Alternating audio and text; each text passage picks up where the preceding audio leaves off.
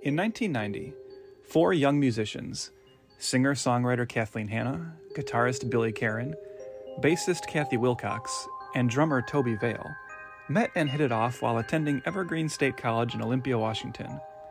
The four friends decided to start a punk rock band, and were soon performing shows around the Pacific Northwest, quickly becoming known for their abrasive hardcore attitude on stage, as well as their radical feminist lyrics. Unique to punk at the time, the band encouraged a female-centric environment at their shows, urging young women to come to the front of the crowd and handing out lyric sheets to them. Frontwoman Hannah was even known for diving into the crowd to personally remove male hecklers. As the band's reputation grew, and they released first independent demo cassettes and then a debut EP on the independent punk label Kill Rock Stars, the group would also start publishing and personally distributing a popular fanzine that would share their band's name, Bikini Kill.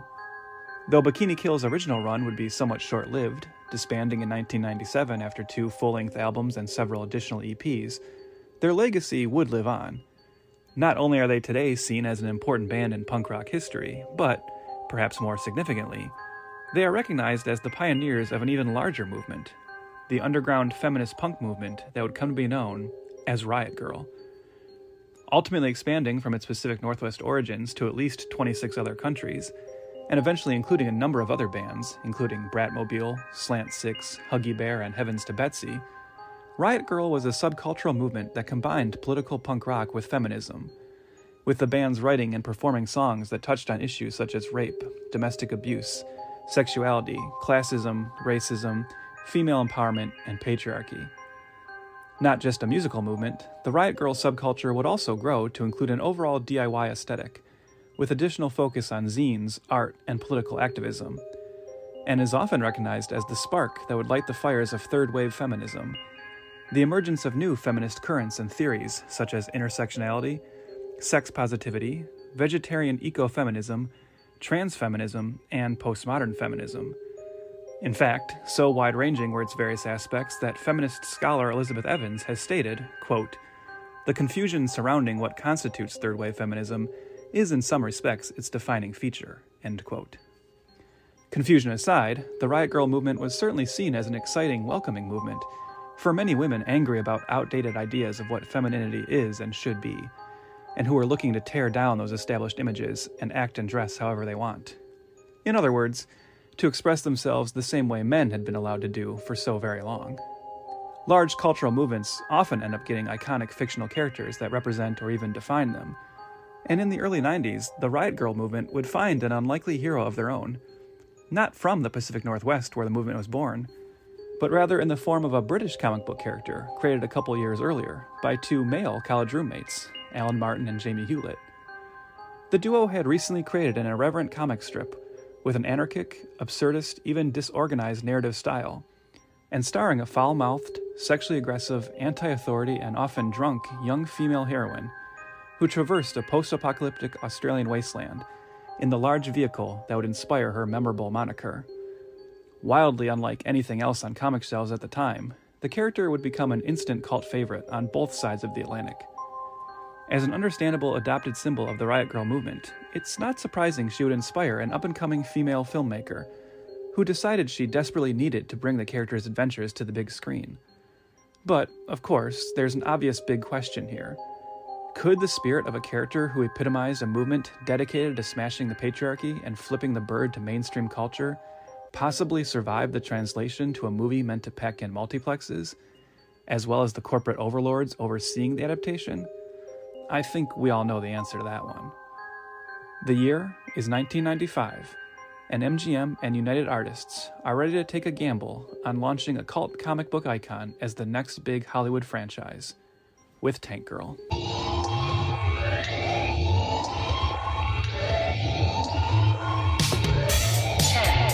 9, 8, 7, 6, 5, 4, 3, 2, 1, 0.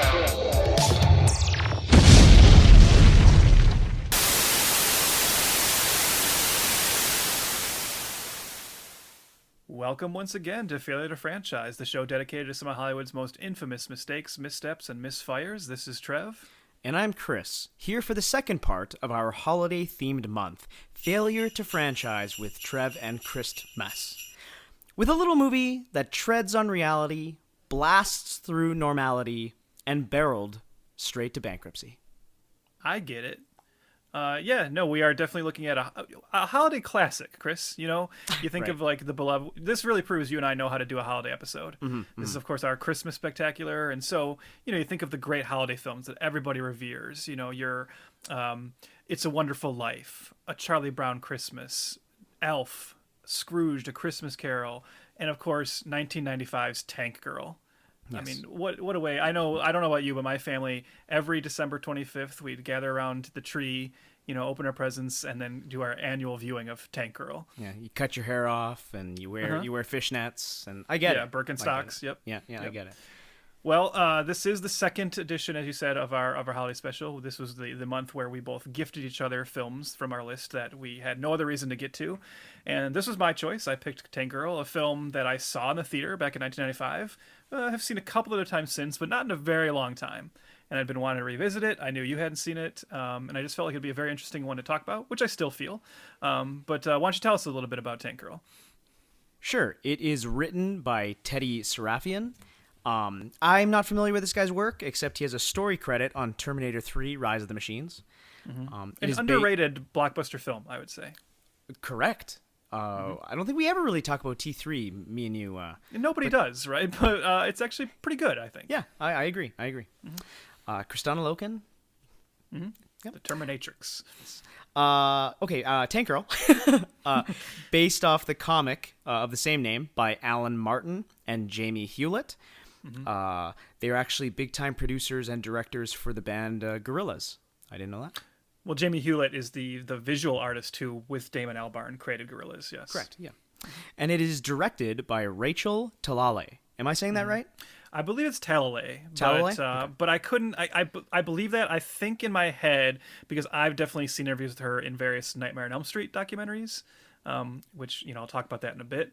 But I think it's Talalay, but okay. I won't, I'm not going to get on your nuts or anything about mispronouncing it. Just in case I put the wrong emphasis on the wrong syllable during all of this, sorry. Well, she is primarily known for Nightmare on Elm Street, Freddy's Dead, and she's mainly a TV director at this point. Lots of CW stuff. You're a big CW fan, so I know she's directing quite a bit of stuff in there. Well, I'm going to definitely get into her when we talk about Whoa. the...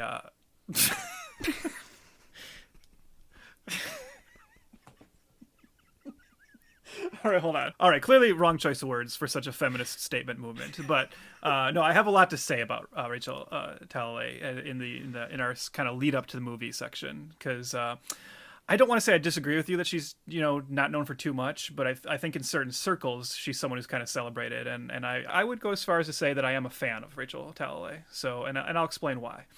Okay, cool. I'm excited. But the budget for Tank Girl, before I forget, is $25 million. Domestically, it made $4 million. And worldwide, it seems to have made a rockin' $6 million. So, $25 million budget, $6 million take.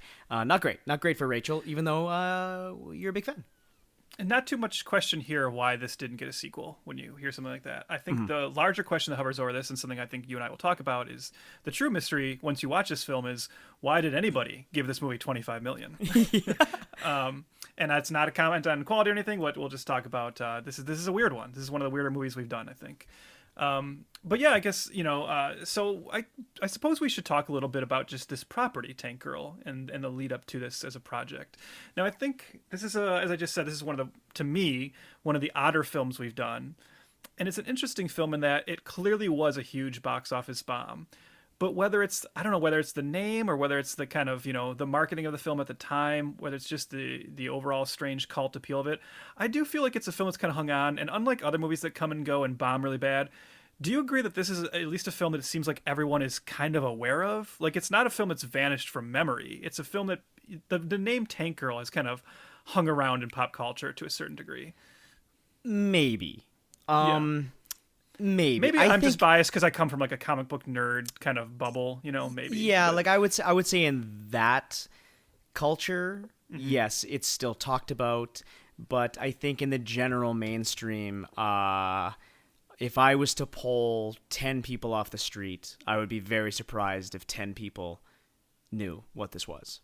Honestly. Yeah, I feel like 10 people certainly haven't seen it, but I feel like if you were like, hey, do you remember hearing about that movie Tank Girl? They might be like, yeah, I think so. Right. But who knows? But that comes out of this, as you mentioned earlier. This is an adaptation of what even admittedly is like not the biggest comic book in the world, but is a huge like cult comic book. So as you mentioned, this is Jamie Hewlett and Alan Martin, who I believe were college roommates, and they created this character together. So the Tank Girl comic book is created in 1988. And initially it runs in just a series of kind of like 1 or 2 page strips in a British comic magazine called Deadline.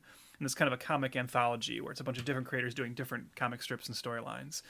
And Tank Girl quickly becomes like one of the star attractions of that magazine, to the point where I've even read that whenever Deadline was kind of flagging in sales, they just made sure to throw Tank Girl onto the cover as often as possible. Mm-hmm. So that was the character people kind of kept coming back to.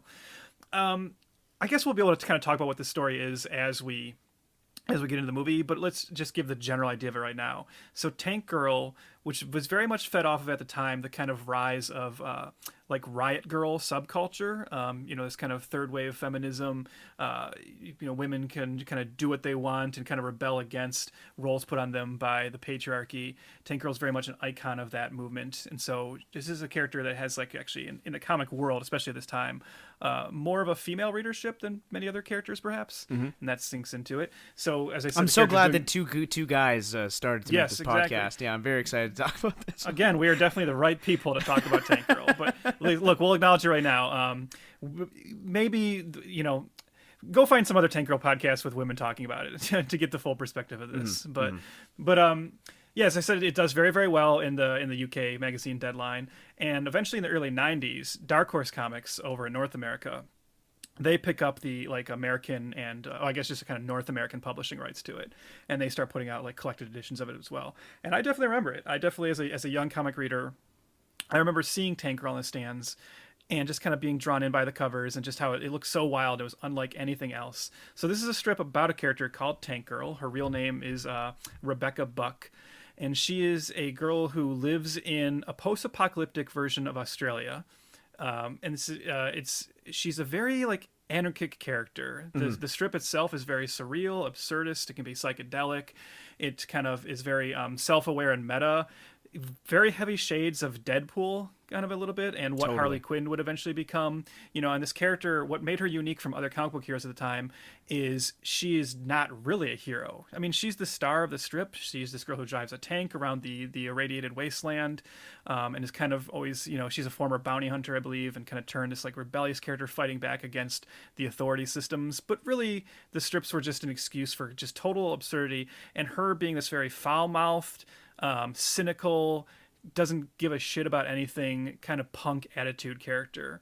And so you kind of you can look at a character like this or a strip like this, and you can instantly get why there'd be something of a movement around the character, and why people would respond to the imagery and the iconography of the character, maybe more so than even the storylines.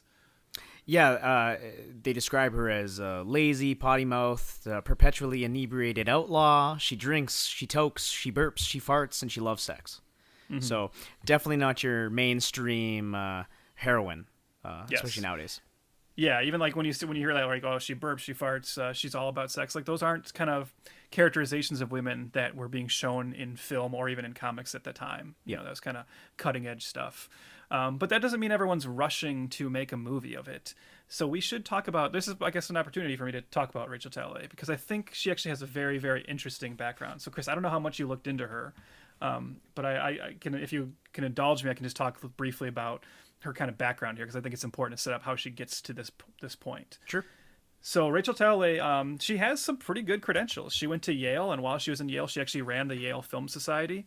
She graduates from Yale and kind of wants to dive right into kind of film production. One of her earliest jobs is she's actually a production assistant on John Waters' 1981 film Polyester. And John Waters has since talked about how he was kind of really taken with her. She, as everyone knows, John Waters is kind of rebellious maverick filmmaker himself. Kind of always works with crews of his own friends and family from the Baltimore area. So kind of these really close-knit groups. And he talks about how she really jumped in and was kind of instantly as gung-ho as the rest of them as a production assistant. And he ends up actually becoming her mentor. She works with him a couple more times. And actually, I just found out John Waters officiated her wedding later on. Oh, no shit. So she's like a John Waters acolyte. Then she gets involved with New Line Cinema. And she gets involved in New Line Cinema right at the time they are starting up the Nightmare on Elm Street franchise. So, of course, we know New Line is often called the house that Freddy built. And she's there on the ground level. And I think this is one of the cooler stories of the Nightmare on Elm Street franchise, like the behind-the-scenes stuff, is the rise of her as how they allowed her to kind of rise up the ranks here. In 1984's Nightmare on Elm Street 1, she's the assistant production manager. 1985, Nightmare on Elm Street 2, she bumps up to just production manager, no longer assistant. 1987's Nightmare on Elm Street 3, The Dream Warriors, she becomes the line producer. And then by Nightmare on Elm Street 4 in 1988, they promote her up to just full producer. Cool. She's not involved with Part 5, which probably good for her. But she does then come back and talk about the ultimate promotion. They allow her to have a story by credit, so she kind of helps crafts the story. And as you said, she directs 1991's Freddy's Dead: The Final Nightmare, which of course was not the final one. But yeah, she comes in and actually gets to helm that as her kind of directorial debut. So, and that movie makes money, obviously, as a Freddy film and as a 3D movie billed as like the last Freddy adventure. It's not one of the more beloved entries in the series, but it makes money. That gives her the opportunity. Oh, and I should say, right after that, she also produces John Waters' Hairspray in 1988 and also produces Crybaby in 1990. So she also continues a relationship with him. Because of the success of Freddy's Dead, she's allowed to direct a 1993 horror film called Ghost in the Machine. And then she goes on to do Tank Girl. And what kind of happens is after Ghost in the Machine, which isn't a hit, but I think she's still riding some of that Freddy's Dead clout. She is like pursuing her next project, and she's the one who finds the Tank Girl comic. She finds the Dark Horse versions of it, and she really becomes enamored of this project, and she kind of pursues the rights. And once she finds the rights, she gets like some other people interested. There's this whole very interesting backstory about how she took it to so many different studios, and obviously a lot of them passed on it just because of how weird it was. And I thought one of the most interesting ones was she took it to Disney, where at the time, one of the production execs there was Dawn Steele, who had worked for Columbia. And Dawn Steele loved this idea. And she was like, oh, I have to have this. And she said she just had this great meeting with her. But at the same time, they kind of both knew that there's no way Disney would ever actually greenlight this project. Right. Mm-hmm. So it was kind of all for naught. It was like a good meeting, but it didn't go anywhere. Then she took it to Amblin. Yeah. And she says, the Amblin executive said to her, I'm really flattered that you think we're hip enough for this, but we're not. Yeah. And that actually, following that, she told that to Jamie Hewlett and Alan Martin, the Tank Girl creators, and they had T-shirts made up that said "Too Hip for Spielberg," which they started wearing around. Yeah, I love that. That was cool. Yeah. And so eventually they get it to MGM, and MGM and UA, United Artists, they're the ones who ultimately sign off on it, and it seems like everything is going well. There's more to that story, which we'll get to later. But so that's kind of the lead up to this, and I just think that's. Her story is a cool one, I think. And obviously I'm going to have more to say about her at the wrap-up of this, because as you mentioned, she directs a lot of TV now, and I think that has to do with the fallout of this film, and I'm going to talk about how I feel about that. But as a little preview to that, we should say that, you say, oh, that's pretty cool that she was able to rise in the ranks and, keep building up in the Nightmare on Elm Street franchise. But even there, I did read that when she directed Freddy's Dead, you'd think it's such this sign of, oh, we have so much faith in you, and we trust you after you've been involved with the franchise for so long. Kind of the moment she got signed on as a director, she started getting internal notes from the studio telling her to make sure the movie's not too girly or too sensitive. So right away, you see that Hollywood sexism rearing its head. And you think of her as probably someone who's just always up against that. And then you can see why she was attracted to a character like Tank Girl and making the movie the way she did. And what we like to say in our friend circles, she committed the ultimate sin in Hollywood, which she directed a movie as a female that bombed. Right. And now you're not allowed to do that. You're not allowed to make any movies after that. Yep. No, that is right to filmmaker jail right there. Yeah. If you're a man, you have 3 bombs in a row, you're still going to get another shot. But with her, it was a little rougher going. Yeah. Yeah. Once she decides she wants to do Tank Girl, she gets Ted Serafian to help her kind of come up with a take. She credits him with kind of coming up with the structure of the film and kind of the kind of feminist based message storyline to build it on. And then she talks about how then Jamie and Alan came in. I don't know. I'm not like on a first name basis with them. I guess I should just say Hewlett and Martin. They come in and do kind of a punch up on the script to make it feel more Tank Girl, right? They come in and add like a lot of like the absurdity and probably one-liners and stuff. And so, it's kind of this like group effort. But now they need to find a Tank Girl. And this leads to like this kind of giant search for a Tank Girl. They actually hold these like kind of open auditions. I've seen Rachel Talalay talk about how she actually always was kind of annoyed by that because she felt like the studio was treating it as too much of a promotional stunt. Yeah, and even so much to that they kind of were caught in a publicity stunt by getting the Spice Girls to be found in line trying to audition, which was I was going to talk about that because I was wondering if you saw that too. That's kind of like one of those apocryphal stories. Like she talks about like, oh yeah, Tank Girl might be responsible for the Spice Girls because apparently 2 or 3 of them met in line for these auditions. But I can't see, like, I looked into it and I can't see anything in like the official Spice Girls material to like confirm that. So you wonder, like you just said, is that just more like publicity, right? Because the Spice Girls kind of taking rides at the same time fits into the feminist narrative they were aiming for with this film. They ultimately do sign a particular actress, Emily Lloyd, a British actress, but she ends up dropping out, reportedly just because she refused to shave her head. All Rachel Talalay had to say about that as late as last year was, I don't know if it's appropriate even now to talk about that. So apparently she doesn't leave on the best of terms. Which leads me to believe that's the reason why she got canned. Perhaps. It seems like that maybe there's a little bit of more... I feel like if you were not willing to shave your head, there's probably some other, issues, right? It was probably they just weren't getting along in general. Right? Totally. But probably to the movie's credit, I think, an ultimate boon is they, without Emily Lloyd attached anymore, they instead turned to Lori Petty. Now, I think we do need to talk about who Lori Petty is, because I'm guessing we have a lot of younger listeners who that name might mean nothing to. But hell, you have a younger co-host, and I had to remember where she's from. Yeah, this is what I wanted to ask you, because I kind of even forgot. Like, I obviously know her more than you probably do, but I was looking at her filmography, and Chris, you probably did as well. I kind of forgot, like, not to say this is the casting coup of the ages, but she was coming off a pretty hot streak at this point. Yes. Yeah. Yes, she went from 1991, she was in Point Break with Keanu Reeves. The awesome Point Break. Oh, yes, the awesome Point Break. And then went on to A League of Their Own, which as another standout character with Kit Keller. And then she went on to the movie that I resonate the most with, due to just my age at the time, Free Willy. Yeah. She was was Willie's trainer, and that's where she sticks in my mind for my childhood.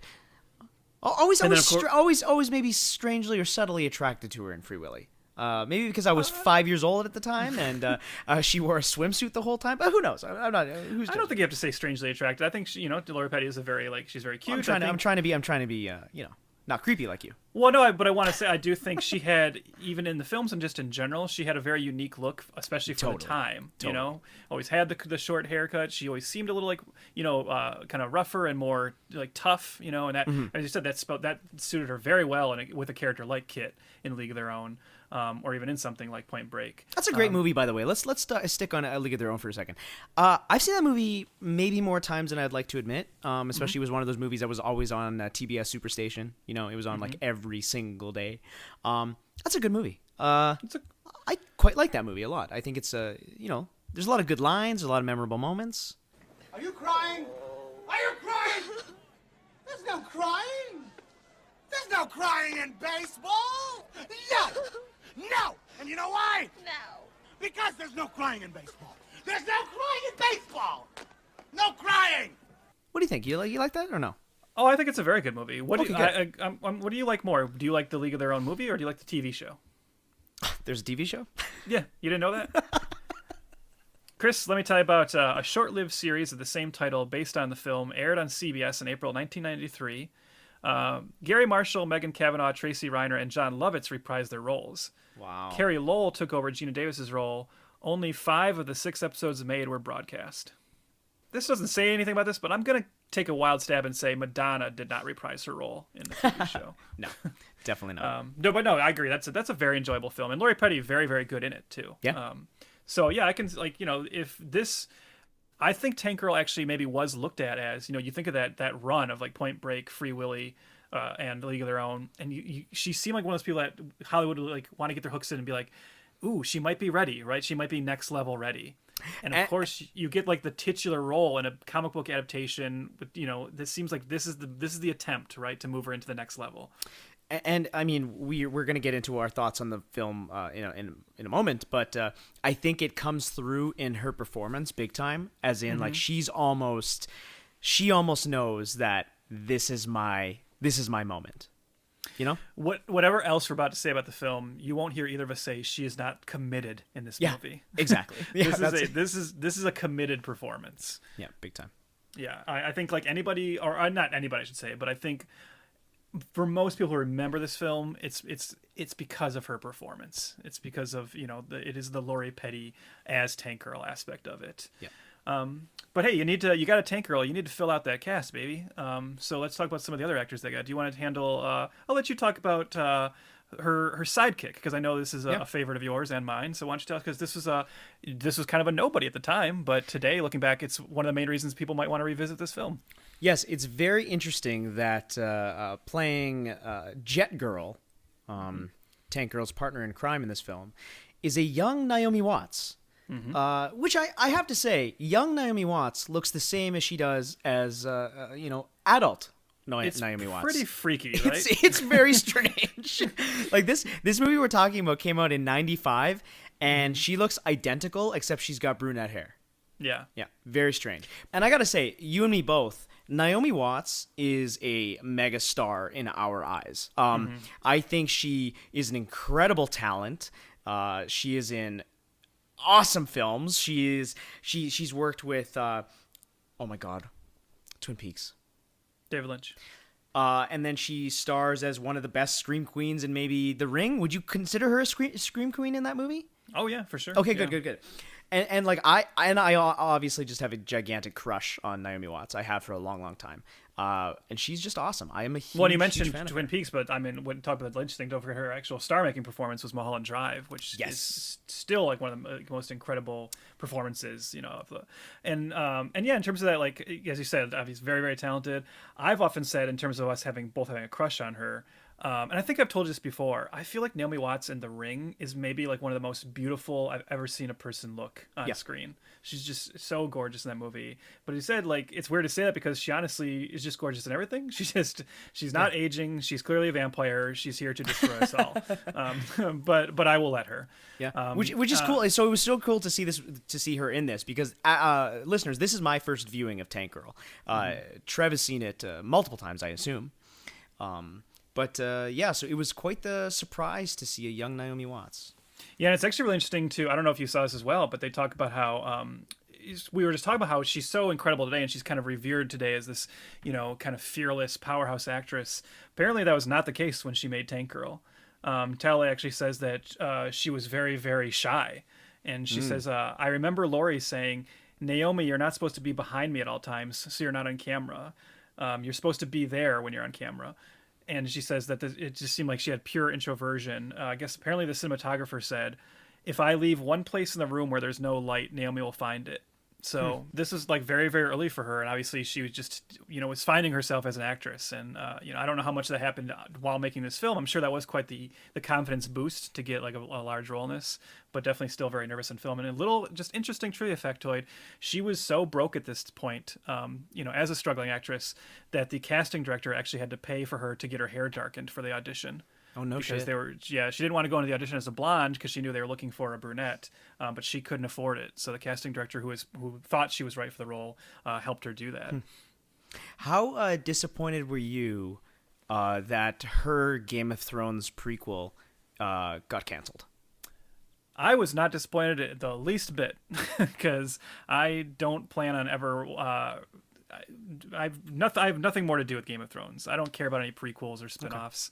Okay. I just always thought that was a bad idea. So I'm with you. Mm-hmm. But when they did say that Naomi Watts was going to be the lead, I was like, wow, well, I have to watch this now. But I guess maybe this just saved me time. Right, and now that's not happening. I feel like it frees her up to probably do better work. Yeah, that's fair. Like that's projects that I would give a damn about. We also need a villain for Tank Girl, of course. Now this is where it starts to get very exciting for me. This is your biggest crush. I'll own it, man. No, I won't mention the name yet. People have seen the film, know who I'm talking about. But I will say, and I think I've told you this as well, Chris. I've been lucky enough by going to many conventions over the years to meet many celebrities.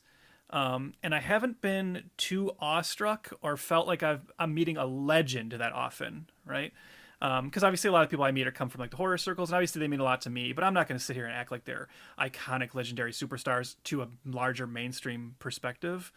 But perhaps the one actor I got to meet that I felt the most awestruck by, and I was like, wow, I'm kind of in the presence of cinematic greatness, is Malcolm McDowell. Now, I say it as someone who's very aware that in the last 15 years, Malcolm McDowell seems like he'll do any movie you throw at him. And he's in a lot of like straight to DVD and straight to streaming kind of junk. But that does not discount Malcolm McDowell as the star of A Clockwork Orange and If, and just all this kind of amazing cinema of the the 70s and on, 60s, 70s and on. And I don't know. I'm hoping you're a Malcolm McDowell fan. Am I right in this? Oh, yeah. Who doesn't like Malcolm McDowell? He's definitely one of those actors who, when he shows up in something, even if it is a little shit film, you're like, oh, okay, well, at least someone here's going to be taken seriously and someone's going to be fun. Yeah, like he's got can I just read off? He has 278 credits. Okay, that's the kind of actor he is. Like, I mean, again, he's a great actor. And I think that's because he just likes to act. He just likes to work, Totally. Yeah. But like, let me give you a couple here that in post-production. The Walk, Wizard Dream, Tricks and Treats. He's currently filming Son of a Critch, Ark the Animated Series, pre-production, The Mystery of Casa Matusita, The Benefactor, Monster Butler, Villa Aurora, Deep Focus, Criminality. These are movies that are filming in 2021, 2022. What are you trying to say? Those all sound good to me. I assume Monster Butler is the new Terrence Malick movie, I would guess, right? Yeah. So Malcolm McDowell is like the perfect choice for the villain for this film, because he's someone who kind of he relishes these kind of opportunities to overact, I think, and like really lean into the goofiness. And in fact, again, Talalay talks about how for him this is very exciting, because what he was coming off of at this point was he had just played the villain in Star Trek Generations, which I think he's quite good in that as well. I know I'm like one of the rare Star Trek fans who likes that film, but I think it's a pretty fun one. And I think he's a part of the reason I enjoyed it is him as the villain. But Talalay says that he'd been so shocked at how unbelievably seriously everybody took Star Trek. He was getting death threats from fans. And that actually comes off of the fact that he's the character who like kills Captain Kirk, right? So she says for us, he was just delighted to come to a movie where everything was a farce and that had the same kind of cheekiness that his whole early film career had.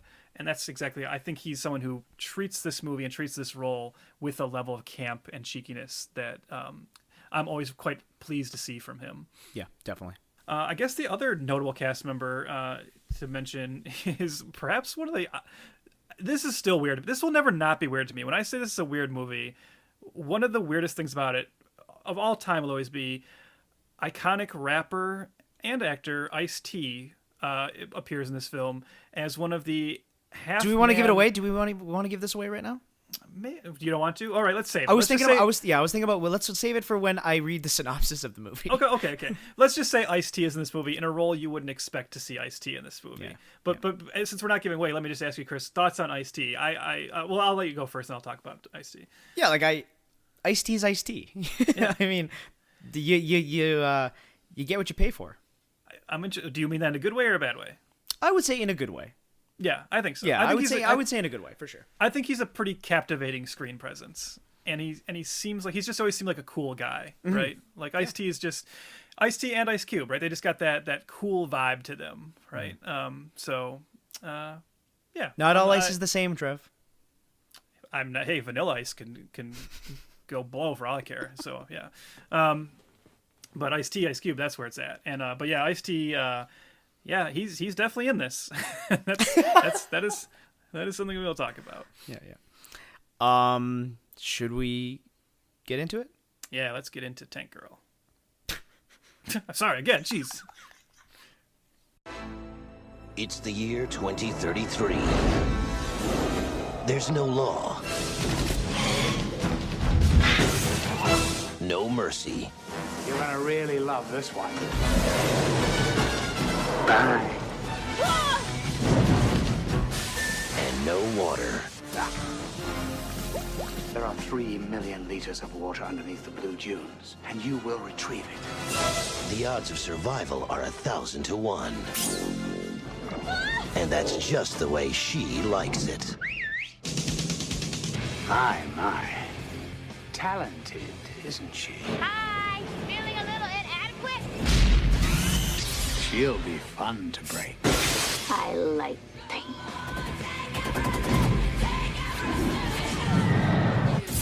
Lori Petty, Did I hurt you yet? Ice-T, Turn this boat around and you're gonna get us all killed. and Malcolm McDowell. Just how many of my men did you kill? United Artists Pictures presents Just say, I won. I won. Tank Girl. What's it like knowing you're about to die? You don't! After a comet disrupts the rain cycle of Earth, the planet has become a barren desert by the year 2033. With resources scarce, Kesley, head of the powerful and evil Water and Power Corporation, has taken control of the water supply. After her hideout is attacked, Rebecca, aka Tank Girl, is then captured by Water and Power and tortured by Kesley. Tank Girl's deviant nature, unique sensibilities, and fiery personality all come in handy when she decides to destroy the corrupt tyrannical system, but not without the help of an introverted mechanic and a group of genetically engineered mutant kangaroos known as Rippers. Played by Ice-T. I love that I could just hear you struggling to say that with a straight face. Yeah, it was hard. Which is the right attitude. Chris, as this was my choice, I will go first this time to talk about my thoughts of Tank Girl. And as you said, I've seen this multiple times. I know this is your first time view, so I'm curious to hear what you have to say in a second. But I'll go first. I wonder if when I was telling you about this movie, like in the months previous to this, saying like, oh, this is one we should watch, because we'd been doing like 90s movie nights with our buddies. And I'd brought this up, and then I brought it up as like a podcast, candidate. And I always felt like I probably seemed pretty excited to get to this. And I don't know if maybe I like oversold it as like this being a movie I'm like super, super into or anything. So let me actually clarify and say, I throw this movie into an interesting category for me. This is what I would call a bad movie that I enjoy. I'm not here to proclaim Tank Girl to be some misunderstood masterpiece or an underrated film the same way you and I were doing with things like Speed Racer. I'm not here to say this is another Dread where people just don't get it and missed out on what is like clearly a great action film.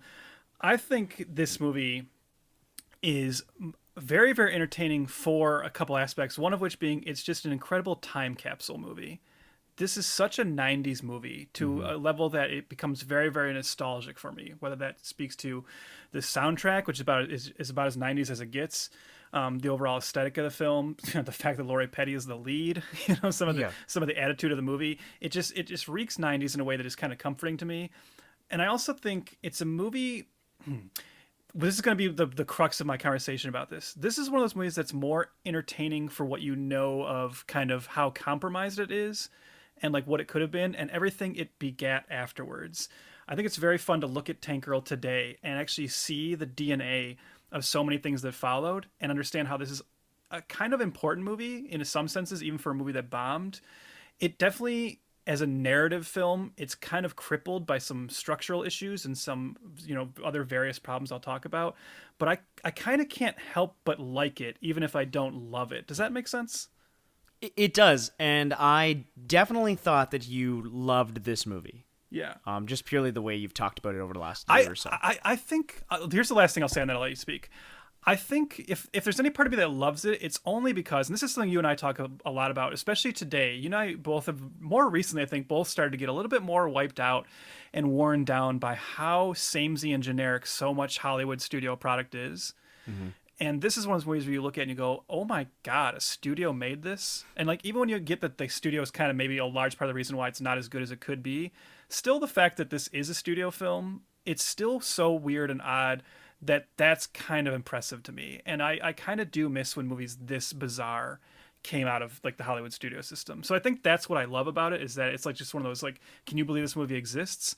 That said, I wish it was a little better in some regards, and I do think it has some weaknesses. But I enjoy watching it. I think it's a fun watch. Yeah. It's a weird little train wreck, Mm-hmm. Yeah, and it's something that you kind of can't take your eyes off of. You're kind of in awe of what you're seeing, not particularly in a great way. You're just more just like, I can't believe they gave $25 million to do this. But I obviously that's where I'm leaning. I'm similar to you for sure. I want to rename this movie because I actually went into this movie extremely blind. I don't know a thing about Tank Girl. I actually stayed away. Usually in prep up to the podcast, because I do all the editing, I was thinking about, checking out the trailer and getting some clips, and sometimes I do that beforehand. This time I actually stayed away from everything.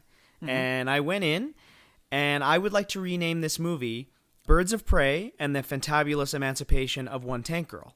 Because I also think Bruce Timm and Paul Dini need to explain to me if they ripped this character off, because Tank Girl is Harley Quinn.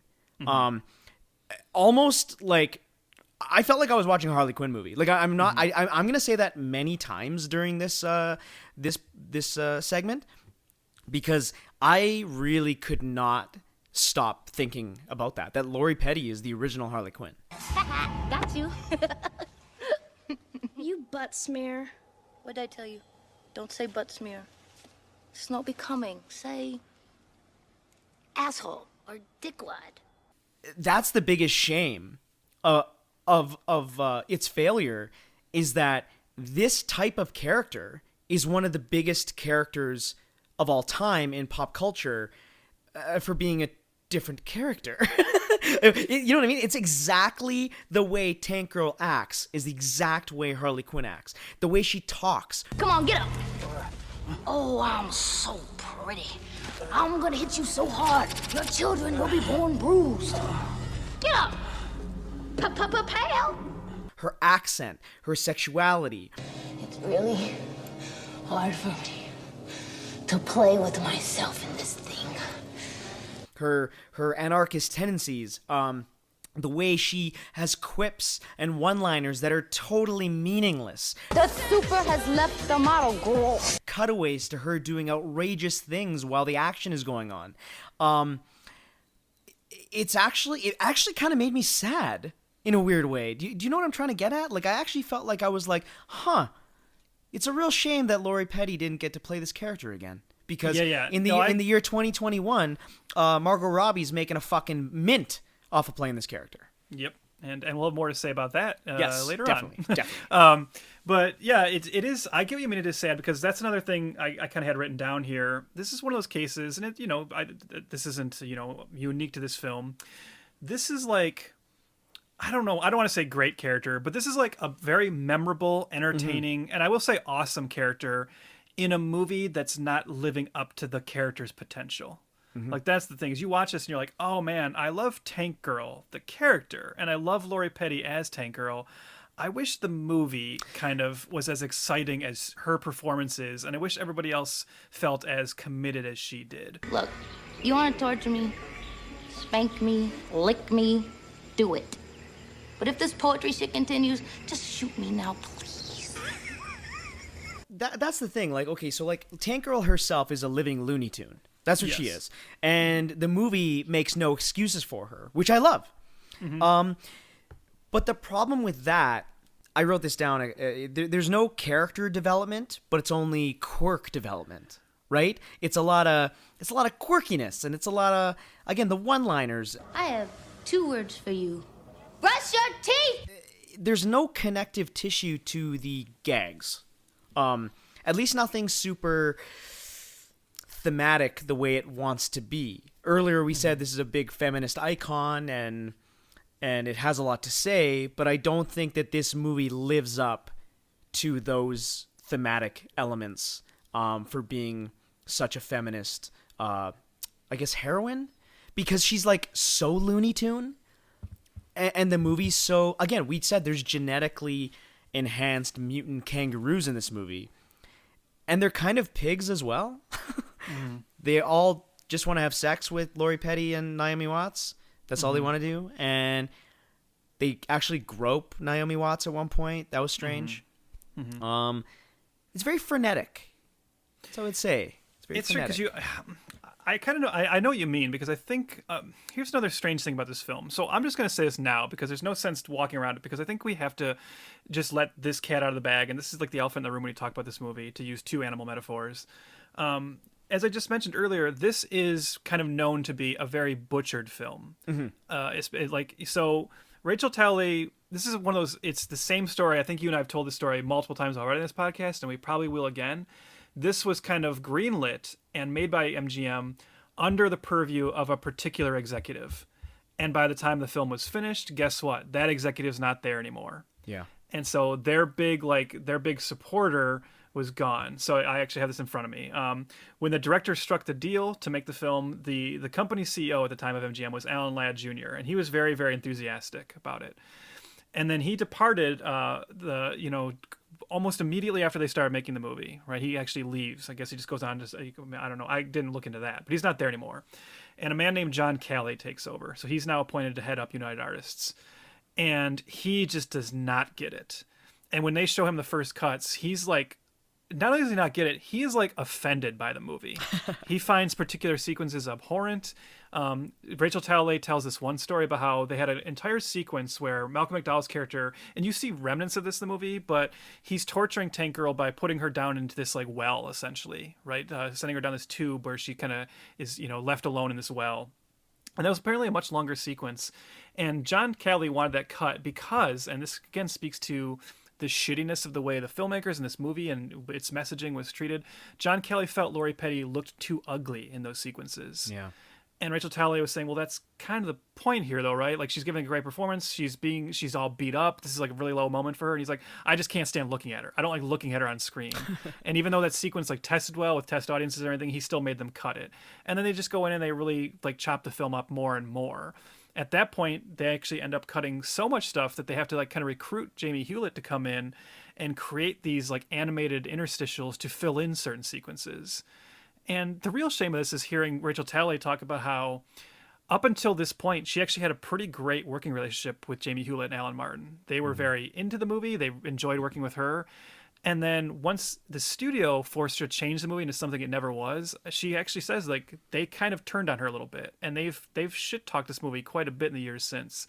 And it seems like a shame, like they don't kind of, maybe they're not as into the Hollywood machine enough to know that wasn't really her fault, and it seems like they don't quite get that the final vision's not hers. So the point I'm making here is this is one of those movies you watch and you know it's very compromised, and I think that hurts the Tank Girl character too. As we said, Lori Petty is very, very entertaining. It's a very fun character.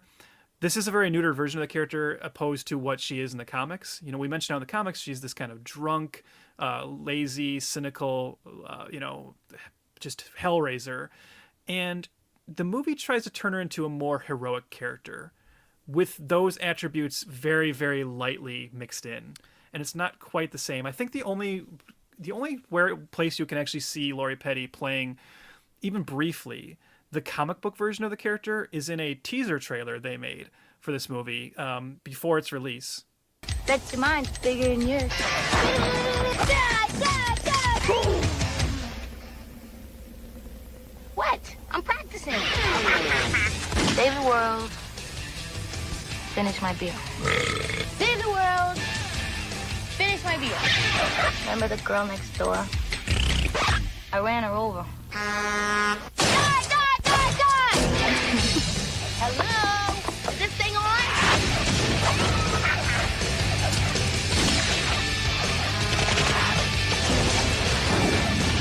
Tank Girl. Fabulous. A word of advice.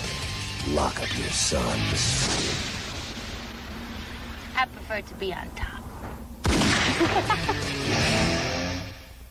And there you hear her kind of more in the attitude of the comic character. But by the time you get to the movie, wouldn't you agree that the narrative of this is just maybe a little bit too generic and she's given too much of a heroic arc? You almost want her to be more anarchic and more like not give a shit about what's happening. But this is like very much a movie about her going to save a little girl and trying to take down this evil corporation. I don't know. That's not what this movie should have been, I don't think.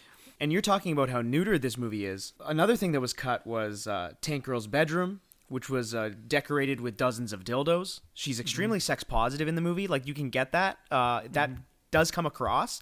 But it's supposed to be overboard, right? Just like the comic. So her room's decorated in dildos, cut. She places a condom on a banana before she throws it at a soldier, cut. There's also a little bit of a sex scene or a post-coital scene with her and one of the kangaroos, cut. Which is actually something from the comic. Am I right? There is actually a romance between them in the comic? Oh, yeah. Her and Booga have long been a couple in the comics, yeah. And then they cut the original ending as well, where it actually does start to begin to rain, and she burps. Cut it completely.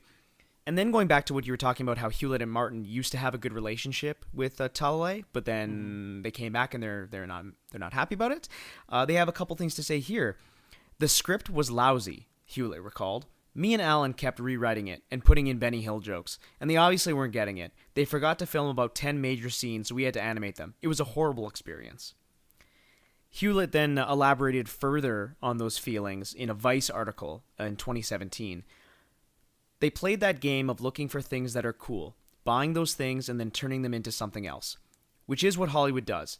If they were to stick to the actual storyline of the original idea of Tank Girl, then you'd probably have an X-rated movie on your hands. And what they want is a family movie they can open and have a big box office weekend with. But again, they didn't make that much money anyways.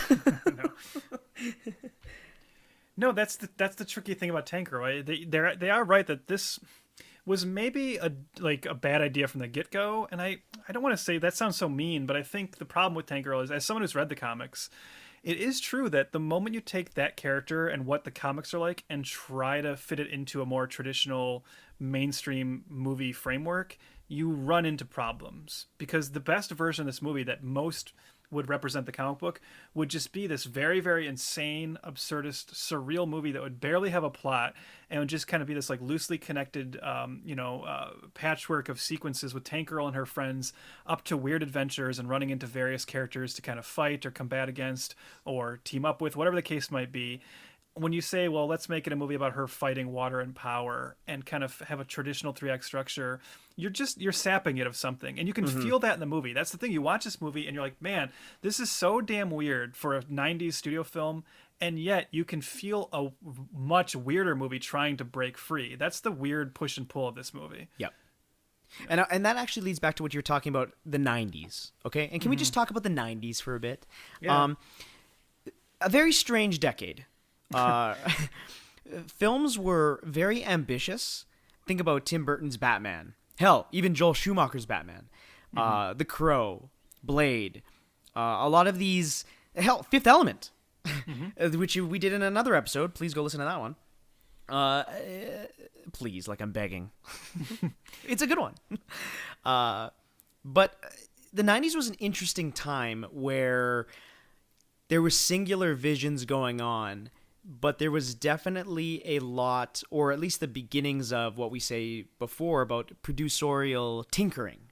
You know, a lot of buying up a property because something is getting big and then fucking it up in the post-production. Because, yes, this movie looks like it does seem like there's some vision behind it. There is something trying to kick out and be weird and over the top. And, like, there's a musical number in the middle of this movie, like right in the middle of this movie after they save the little girl from a whorehouse where she's about to be raped by Iggy Pop. Quite the cameo. Yeah, quite the cameo to sign on for that one. Playing a character Ratface.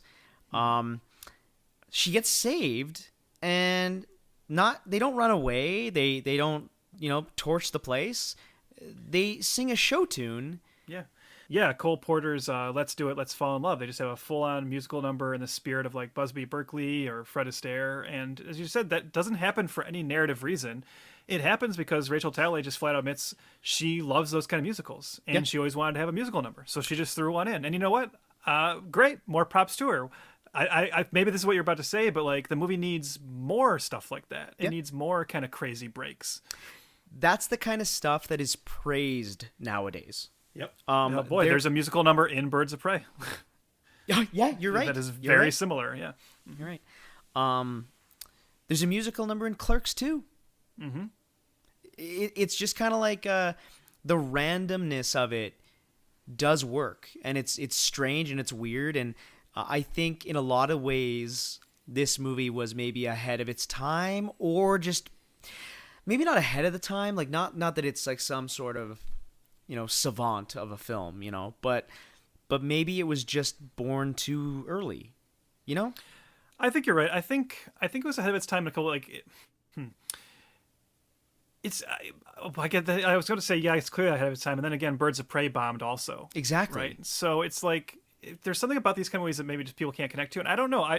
It's always strange to talk about how much of that is like the sexism. I think that definitely plays a part. I think the way Rachel Talalay was treated during the making of this, and just some of the studio's apprehension about Tank Girl as a character can of course be fed into just those larger ongoing concerns that Hollywood has about female-led films, which I think we, like many people, are like, well, who gives a shit? Just give us awesome characters, right? Yeah. And like the more the better. And they still have those concerns, and they're more likely to chop up a film like this and not let it be what it is. But is that because it's ahead of its time, or is that just, would it matter if you tried to make this movie today? Would you come up against the same stuff? I don't know. It's tough to say, but I kind of agree with you. That does feel like it's so weird, because when you say something that's ahead of its time, it seems like you're calling it a masterpiece. And this movie isn't. No, it's not. It's not even close. Yeah. It's not even close. No. Yeah, I don't know. That's why I think this movie is fascinating, because it's really hard to kind of, you can look at it and say, well, clearly this is a movie that's like Butcher, but then that's not the only problem, right? It's also just that maybe trying to make this kind of movie with this character was a miscalculation in the first place. I don't know. But as I said, you can see like the good stuff in here. Let me talk about, again, some of the because we've been, talking about like what doesn't work. So let me talk about some of the things that I really am attracted to with this film. So first of all, talking about like Rachel Talalay just as like this kind of cool feminist icon in her own role, like, being able to rise through the ranks of Nightmare on Elm Street and then, make this movie, which was meant to be, whether it is or not. And I definitely know it has a very strong kind of following today as a cult film. And a lot of that is driven by feminist viewers and things, and women. But let's just talk about like the kind of crew she assembles based on that, because we have Rachel Talalay in the director's chair. There's also some other very notable names in this. Chris, I'm sure you clocked some of them. The production designer is Catherine Hardwicke. Yes. Who goes on to direct 13, Lords of Dogtown, and of course the first Twilight. And I will say, this movie is a production design, like, if there's an area where that is kind of like, you'd say maybe an arguable masterpiece, this is an awesomely production designed film. Like, it reminded me heavily of Super Mario Brothers. Yeah, but like, no, but no. That sounds like a dig, but it's not. I mean it like in that theme park ride, classic Hollywood. Everything's made practically. The tank looks amazing. It's cool. It's well, and like Lori Petty's all of her fashion, her hairdos. It's just very it's very well put together. I hate the term mise en scene. I'm trying not to say it, but I hate it so much. It sounds so pretentious, but it's got great mise en scene. Catherine Hardwicke does do a great job of this, building a very awesome to look at world. Like you're never bored at like the visuals of this movie. And then a big part of that also is the costumes, and in particular, like Tank Girl's costumes throughout are very, captivating and interesting. But it's just like everybody, and the costumes come from Ariane Phillips. This is actually, I think, just the second movie she did following The Crow. But she's gone on to, first of all, she's known for being a big collaborator with Madonna and doing a lot of like photo shoots in Madonna's music videos. She also goes on to work on the Broadway musical Hedwig and the Angry Inch with Neil Patrick Harris, which earned her a Tony nomination. But she's gone on to be quite the popular costume designer in Hollywood. She did Walk the Line for James Mangold. Just recently, she did Once Upon a Time in Hollywood for Quentin Tarantino. She's worked with Tom Ford on both of his films. She did like Kingsman, both of those. So yeah, she's gone on to great stuff as well. So there's some like really cool people behind the scenes on this. And so again, like there's like this behind the scenes stuff is very, very interesting. We mentioned Lori Petty. I kind of alluded to this earlier. I think Malcolm McDowell is a blast in this. I mean, he's just doing his Malcolm McDowell thing. I'm not going to pretend this isn't anything we haven't seen him do before. But as I said, it's always fun. And I think every moment he's on screen, the movie does come to life. What do you think about him in this? I thought his entrance was a great entrance for a villain. That was a big one. Let me set the stage, listeners. He's in a room full of like generals. Okay, remember he's like the leader of Water and Power, which is basically is the government at this point. And he's talking to his generals, and they're all shit in the bed, obviously. So he goes, he makes a guy walk on broken glass towards him, where then he stabs him with like this gadget that sucks all the water out of you. It's kind of gross, actually. And the water goes into this bottle, and then the guy like kind of, cinches up like in his skin, his bones, and everything. And then he takes that bottle of water and then he drinks it right in front of everybody else. And then he himself walks barefoot across the broken glass and doesn't seem hurt. It's a great intro for a villain. After that, he kind of disappears. And they do this weird thing where he gets hurt and he looks like he's gonna die, and they do this like weird hiding thing that he's gonna have his face changed for some robotic mechanical reason to save his life. But can we just briefly talk about that moment? Because first of all, it's the great James Hong, who I think I love James Hong. Yeah, love James Hong. You're always like another guy. You're always happy when he shows up. In terms of like silly, absurdist moments that did make it through, even this neutered version, I love the moment where he comes in to remove Malcolm McDowell's head, and he basically just uses like a big can opener. Yeah, that's pretty great. Yeah, but the whole movie you're waiting for this reveal, and then he walks out of the shadows, and he looks like Malcolm McDowell.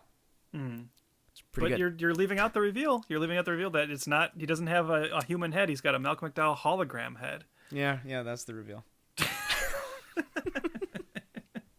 Yeah, I was trying to figure out like I guess logic doesn't matter in a movie like this, but it is the whole hologram thing is it's pretty strange even for this movie. And it's stupid. Not, Just say it's not strange in a good way. Like, no. Okay, so hold on. Let me talk about some rules. Oh, what are the rules? What are the rules? What are the rules? What are the rules?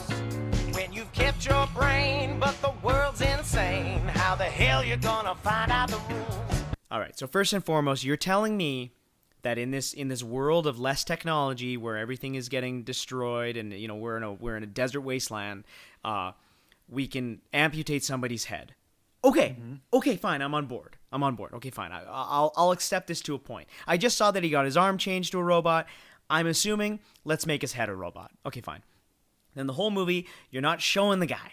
You're keeping his head mysteriously behind stuff. So I'm ready for this reveal. And then you walk out of the shadows and you look the same. Okay, well now I'm thinking, well, what the fuck? Is he gonna be like a robot underneath that? Is he gonna have like skin texture and it's gonna peel off and he's a robot? Then that's cool. But it's a hologram? And again, for the rules of a hologram, if I can make a hologram, why don't I just make it anything? Why don't I make him a pterodactyl? Like why don't I make him make a bison?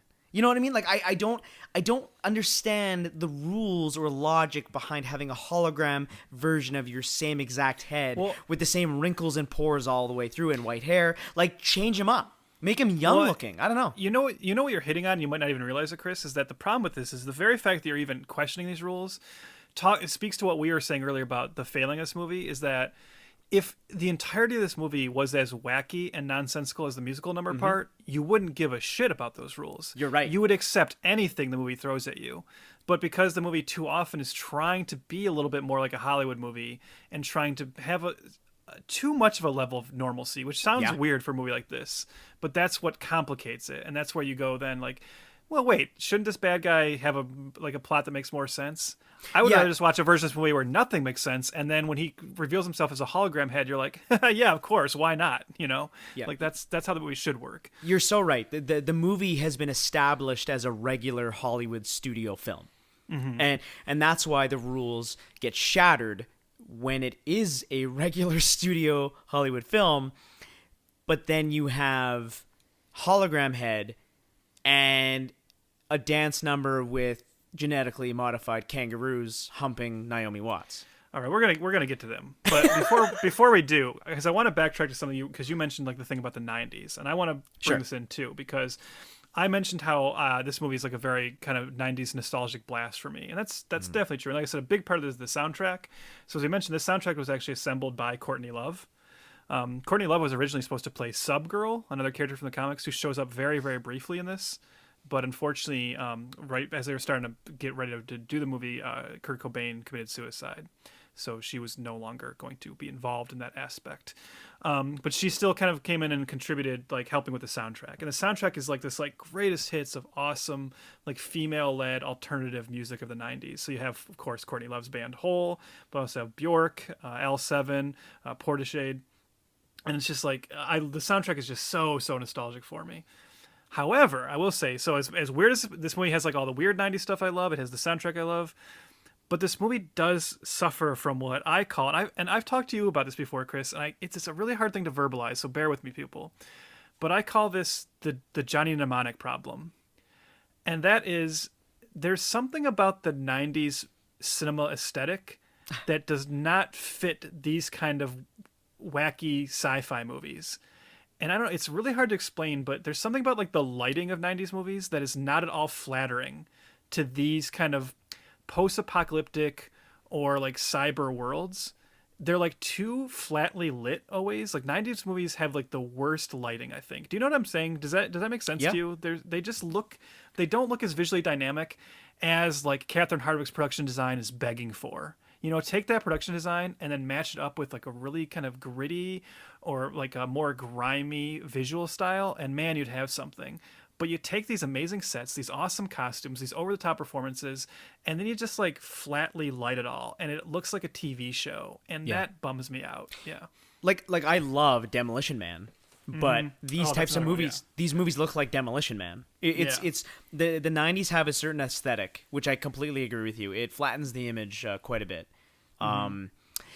And I wonder why. Like, were just camera movements and stuff just not as dynamic because the technology wasn't there? Like, now we get to live in computers now, of course. So you get a lot of more free range of motion. You can, you know, the camera's almost floating anywhere it needs to be. Hell, they're making stuff in domes now. So maybe that's the reason why. Maybe, again, these types of movies just were so ambitious, but just born a little too early. Again, I think because the 90s is a fascinating time. But yet, you're right. They all sort of look the same. I think sometimes I wonder too if it's like, I always think if there's like this like half and half thing where it's like maybe the lack of like visual like ambition is because of the budgets they're working with.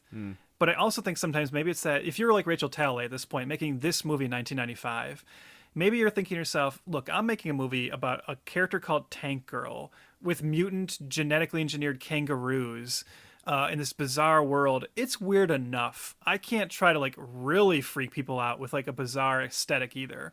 So maybe by trying to make it look like every other movie, that's your like concession to like the audience. Look, I know it's bizarre, but it looks like a movie still, right? So you can kind of recognize it as cinema. Like, that's what I wonder. But she should have just went all out. There is some great visual stuff in here, don't get me wrong. You know what moment I love is the dust shower. Like the idea that like water is like so rare that when Tank Girl is a prisoner for water and power, and they have her working like a chain gang, the chain gang actually kind of showers with dust. There's this like dust that comes down and cleans you off, and that moment is actually kind of beautiful, like the way it's shot. I thought that was like one of the better moments in the film. Before we move on to the kangaroos, one more thing about the rules. We gotta get there. Yeah, but okay, but just real quick, one more thing about the rules. What are the rules? Oh Christ, I'm singing again. What are the rules?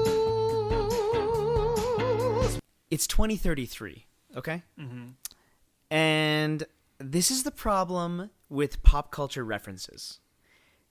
Tank Girl makes... I know which one you're going to bring up. She only makes 90s pop culture references. Yep. Two of which, Baywatch and Cats. Yeah. It's 2033. Hey, what time is it? I don't want to miss Baywatch. I definitely wrote down the Baywatch one when she says, "I don't want to miss Baywatch." And I said, "Really? You think that's held on?" Yeah. I mean, it's 2021, and I don't think people talk about Baywatch that much anymore. So, oh hell, we're gonna have to talk about the Baywatch reboot one day on this podcast because that failed. Well, maybe that's what she means. Maybe like in this world, the Baywatch reboot was a huge hit, and they just went on to make so many of them. That's why all the water's gone. They used it for it all got used for Baywatch sequels. Well, speaking of that, did you find it kind of funny at the beginning of this movie when it's revealed to be 2033 and it says that all the water is gone because of a comet hitting? Because you realize, like, shouldn't they have just said climate change? But because this is so clear, like when you watch it now, it feels like a climate change movie, right? And like, but it was like too early for them to have that be the reason instead. I wonder they didn't do that because Mad Max. already took that. Well, but This like is already Mad Max so was, close to Mad Max that it's like, yeah. just make it space. The Mad Max influences are pretty clear. Yeah. That there's no doubt about that. Yeah. Maybe they're in league with the. Oh, I can't think of the joke. I was gonna say like Big Oil or some fucking bullshit. Some lobbyists. Climate. Yeah, big climate. Yeah, that's what I'll go with. Big climate change. Bunch of clouds at fucking. Did you want to make your joke, or do you want to just move on? Parliament. And yes, we will get to the kangaroos, but one last positive thing I just want to throw out. Actually, this is what I want to ask you about, if you agree. Even though I know now it was done as like kind of a last-ditch effort to try and save the movie a little bit in post, I actually find the animated sequences to be pretty cool. And again, that speaks to what I said about how like you wish more of the movie was just so weird when it goes into those animated sequences. And maybe it's because they are designed by Hewlett, and so they actually do look like the comic, and the comic is the better version. But those are actually all pretty cool, like little interstitials. And it actually made me watch this. In my head, I was thinking, maybe a Tank Girl animated movie is the way to go, honestly. Because these animated sequences sometimes have like an energy to them that the rest of the movie doesn't. Yeah, I wrote down the pop punk opening and the comic excerpts and all the interstitial stuff was awesome. I liked it quite a bit. It had like that fun pop art style. I definitely felt more that it was a style choice in the beginning, but by the time it gets to the end, I realize it's a budget thing. Oh yeah, for sure. Like, you can see the times when it's just like filling in gaps, right? Oh yeah, and that's I think what was so distracting, because when it did happen, I was all in, and I love the idea of making the comic strip an establishing shot. Like I love that. I thought that was a great idea, but then it started to click that this is a backup plan. This is not what they wanted to do. So, but I agree with you too. An animated version of this is kind of the way to go. I think even what we're seeing, even what we're seeing with the Harley Quinn cartoon right now, that seems to be the more sought after Harley Quinn media is her cartoon series right now versus the movies. Because like we've said before, Birds of Prey, and I told you I'd say it a couple times, but this movie's basically Birds of Prey. And then I looked into it later, and Birds of Prey heavily inspired by this movie. Oh yeah, for sure. So that was pretty shocking to see, but you know what Birds of Prey has? So. Do you know what Birds of Prey has that this movie doesn't? And it is another detriment to Tank Girl, I will say. Dynamic action scenes. The action in Tank Girl is pretty boring. That's another bad thing about it. There's no action sequence that like kind of makes you like sit up in your chair and get excited. Yeah, I agree. But now we got to get to it, Chris. And so here's what I want to ask you, because you said you went into this like blind. And man, that makes me wish I could have sat there with you and watched this movie, because I gotta know, what was your reaction when you saw the Rippers, when the Rippers came into the film, because you clearly did not know anything about this, you weren't expecting it. So how did you feel about the Rippers, the genetically engineered half man, half kangaroo gang that end up teaming up with Tank Girl and Jet Girl, and even becoming their romantic paramours?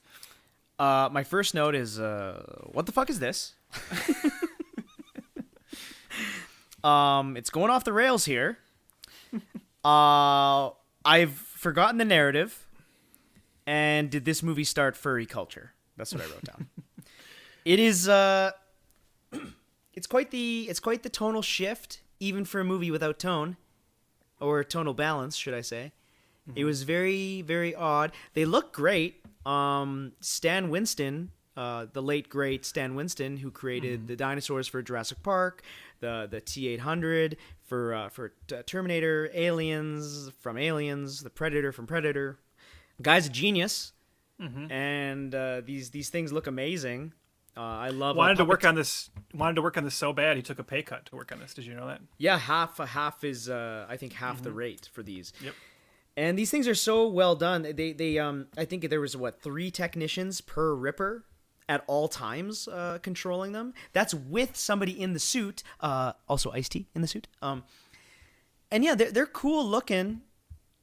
I don't know if it worked. I think it's a little bit. I think I am not shocked in the slightest that people were immediately turned off by them.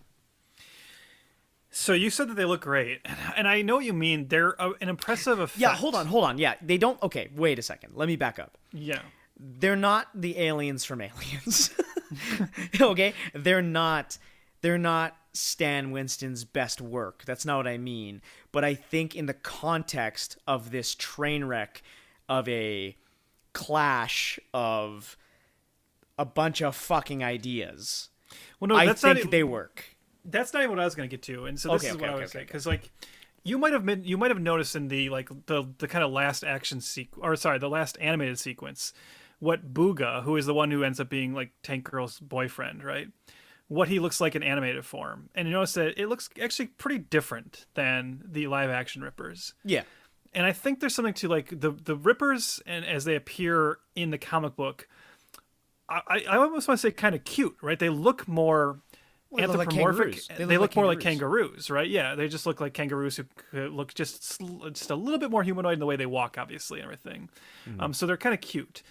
The problem with the Rippers in this is, as impressive as the prosthetics and makeup and like puppeteering might be, they are horrifying looking. Yeah, they're ugly. Like yeah, they're really ugly. When they appear, yeah, you do not like looking at them. Like it's not like they're just like kind of repellent, and you're supposed to like find them very amusing and funny. I mean, Ice-T, who plays T-Saint, he's obviously like the antagonistic one. He just does not trust Tank Girl and Jet Girl. He's kind of always against them. But I think you're supposed to find Booga like really kind of endearing because he's just like kind of dumb. There is something very weird in this where they say, when they reveal that all of them were like the result of this kind of like scientist guy who was trying to create the perfect super soldier by taking kangaroo DNA and merging it with human DNA or different things. But then Booga says that he's actually half kangaroo, half dog, which I thought was like a weird kind of. It's like putting it kind of as a joke, but I think he's telling the truth, which means Tank Girl hooking up with him has like an even extra level of bestiality to it. Kind of. I mean, we all know cleared that by. Well, doggy style. That's all I'm gonna say. I just want to say doggy style. Funny little joke in there, where they ask, where they were talking about what they were in their past human lives, and they reveal that Ice-T was a cop. Coming from Ice-T, obviously cop killer. You get the joke there. I will say the best performance of them, I think, is Reggie Cathy as the leader, DT.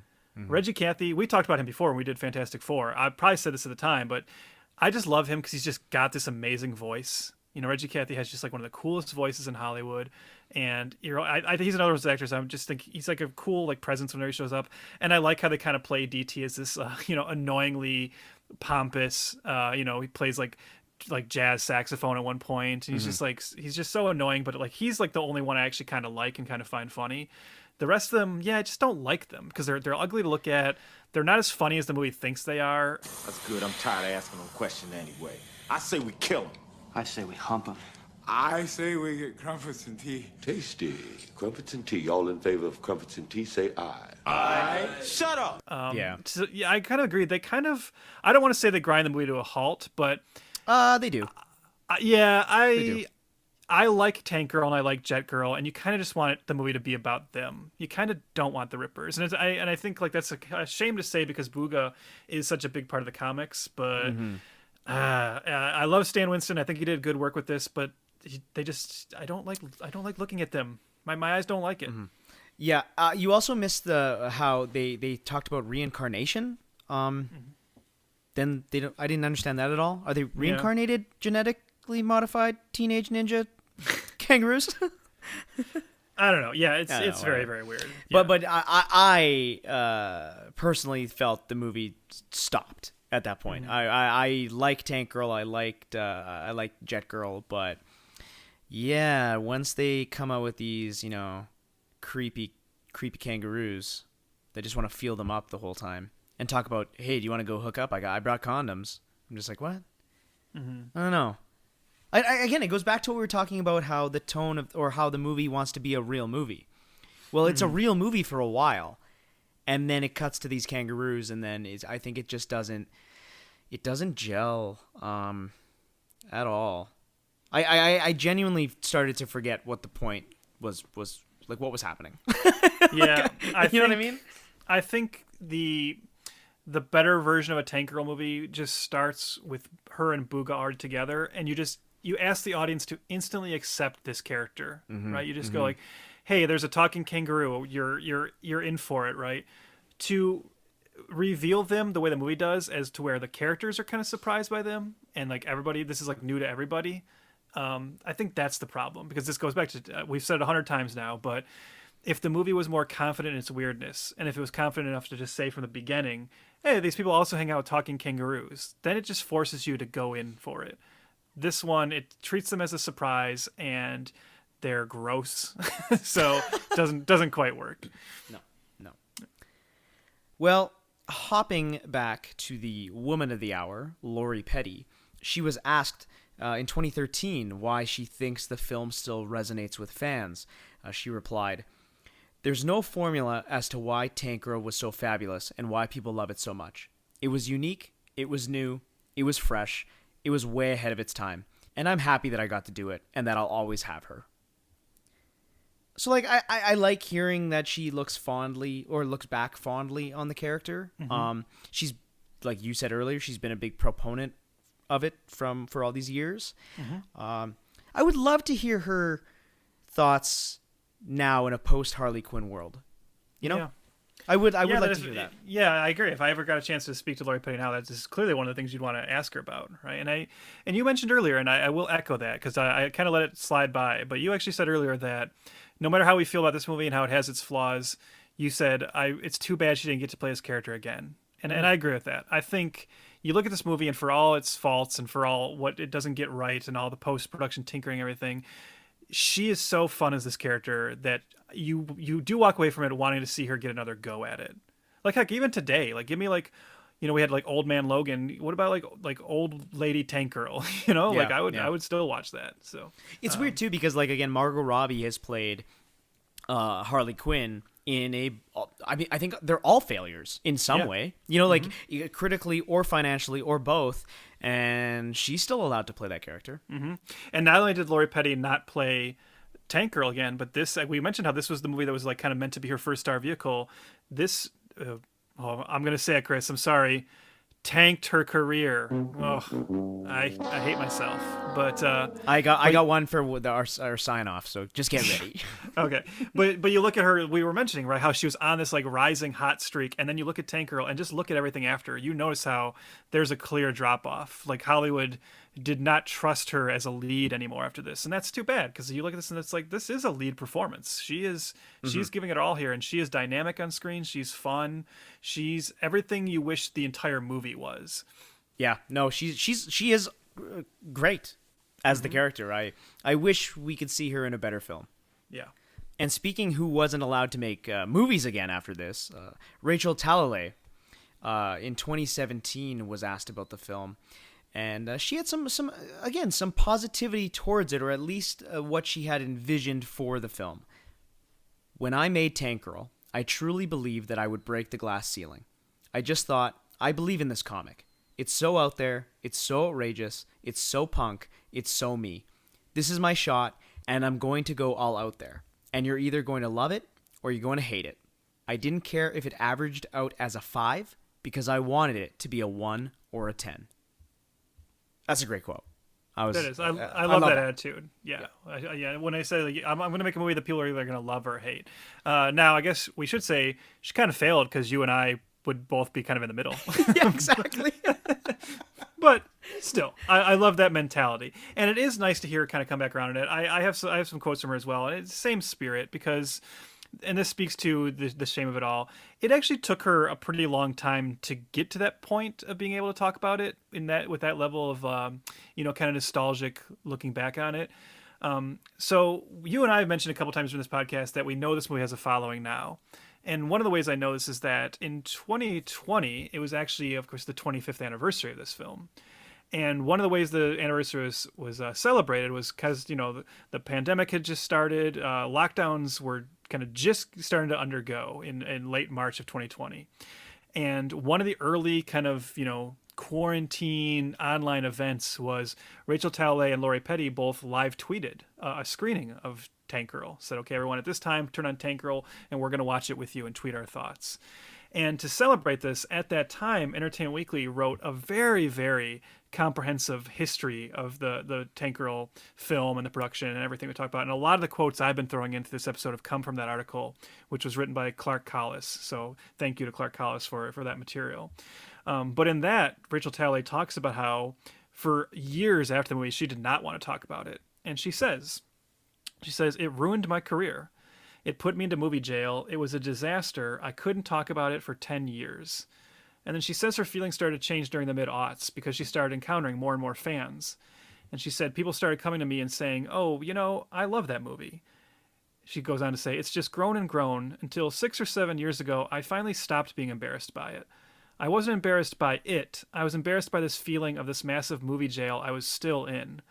I mean, in so many ways, this film is such a seminal part of us. It was such an unusual opportunity to make the feminist icon movie that then hasn't been permitted for a long time."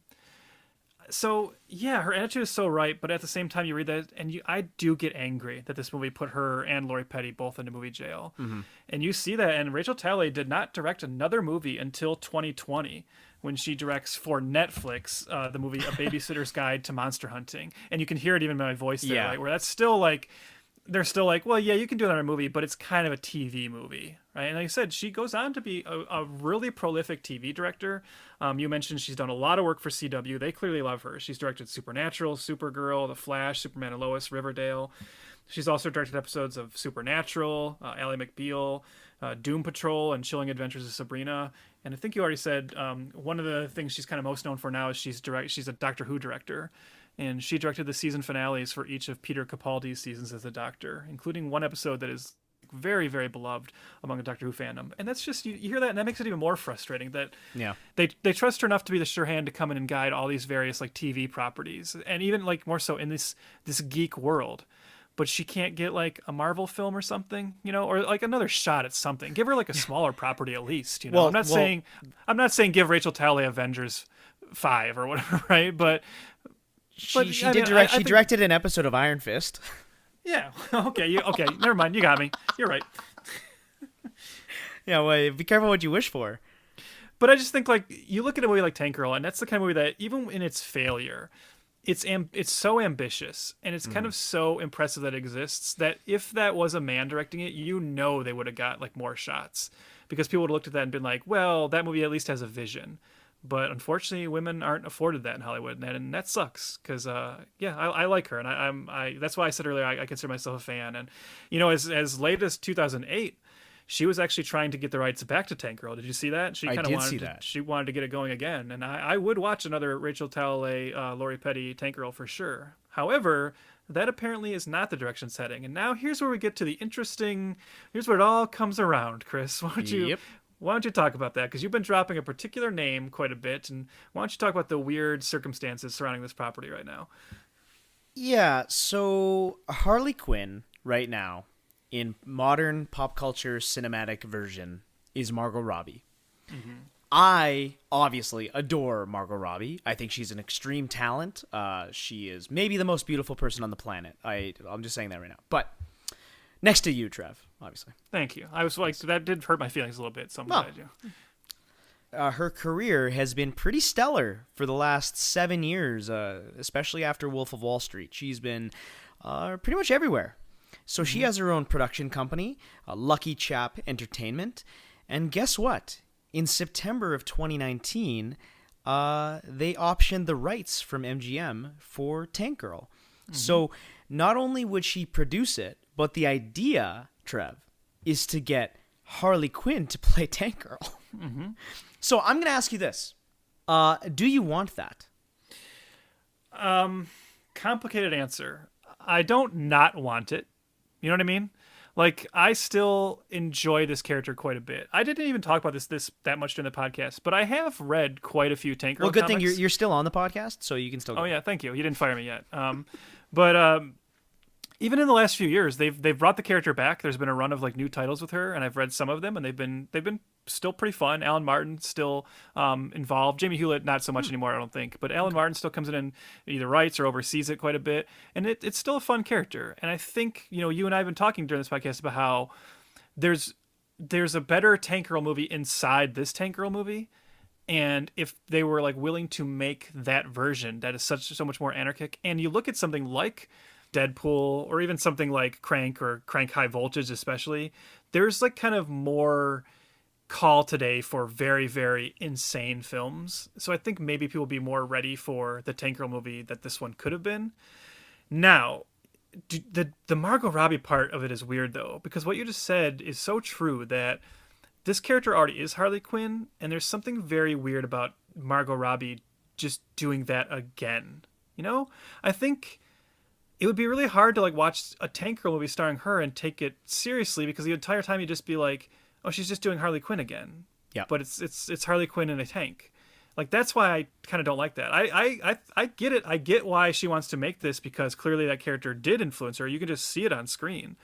But maybe she should just produce it. And honestly, I'd be more excited to just get an unknown. Just cast a nobody to play Tank Girl. Let this be the role that like elevates another actress. The one thing I would say is give Lori Petty a cameo, whether it be like have Tank Girl's mom in it or something. The villain.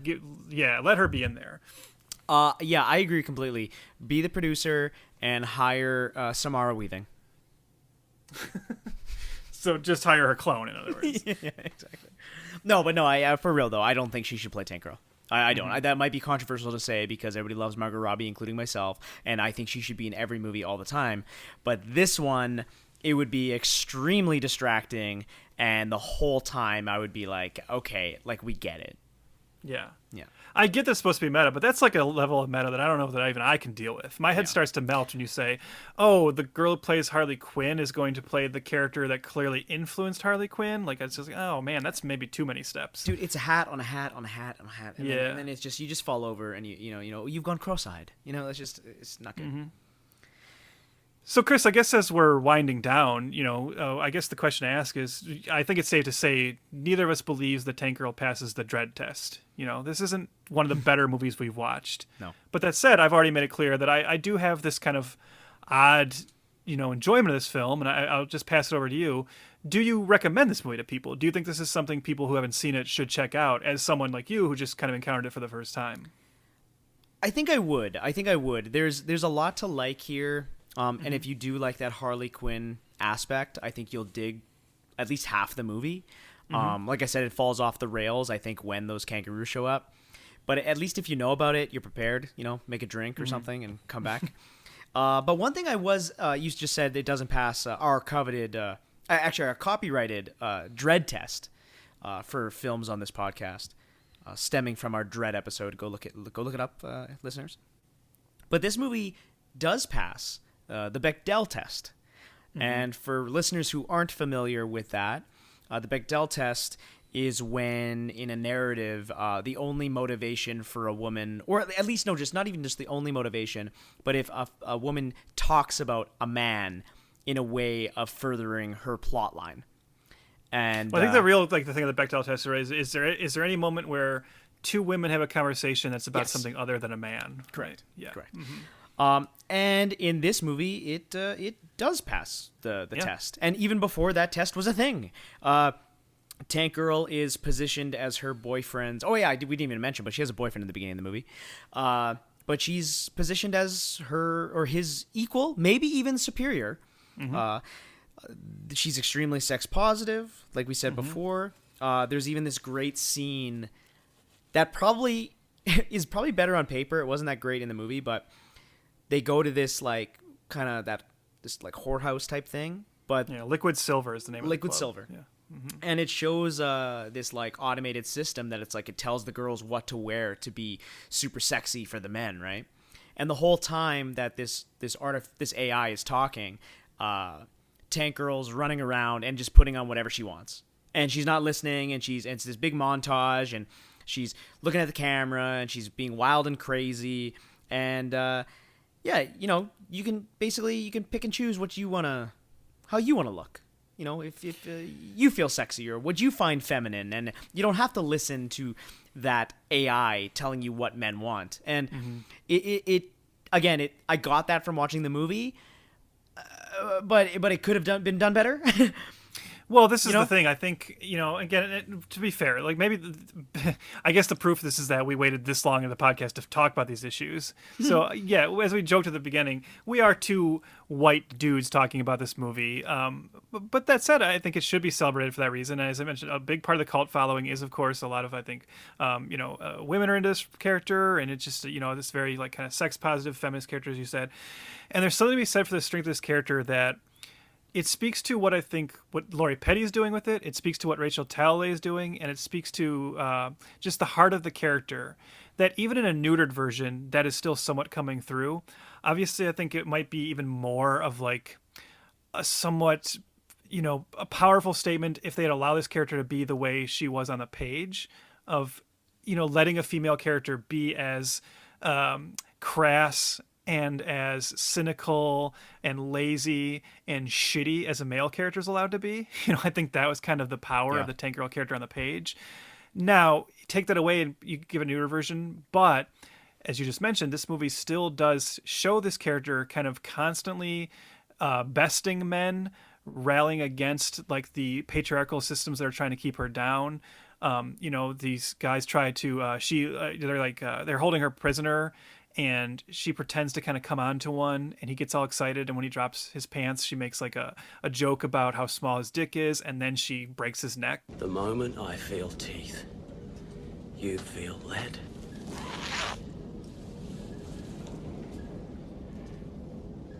Well, what are you waiting for? I'm gonna need a microscope and tweezers. It's like a... So this is a movie where it gives you a lot of moments to celebrate this woman really like taking down all these shitty men. And that was cool in 1995. It's still cool today. And yeah, this movie is fun for that. And I think that's why I am down for more Tank Girl. That's why I think the world could use more of this character. And that's why I really hope that they allow them to kind of be more true to it. It is interesting to me. Did you see that the director, Margot Robbie, chose the Tank Girl reboot is a man, though? I thought that was kind of surprising. Yeah, I saw that. Yeah. I mean, I just bring that up because think pieces are going to be written about it. So I'm just trying to get ahead of the curve here. Yeah, you're right. There will be. And yeah, just less nightmare kangaroos, please. Yeah. Can we That's make the all I kangaroos actually look kind of cute like they are in the comics? That would be nice. Like, there'll be CGI, obviously. So, You know what? For a movie as silly as we want it to be, I would actually be down for them taking like Booga and just going full like Roger Rabbit style, like animate them in like that fashion. Like, why not at this point? Put him in Space Jam. Yeah, why not? Sure. Well, listeners, thank you for joining us during your holiday season with Failure to Franchise with Trev and Chris-tmas. Moving on for the podcast. Trev, the new year is upon us. 2021 is almost dead and gone. Do you have any New Year's resolutions coming up?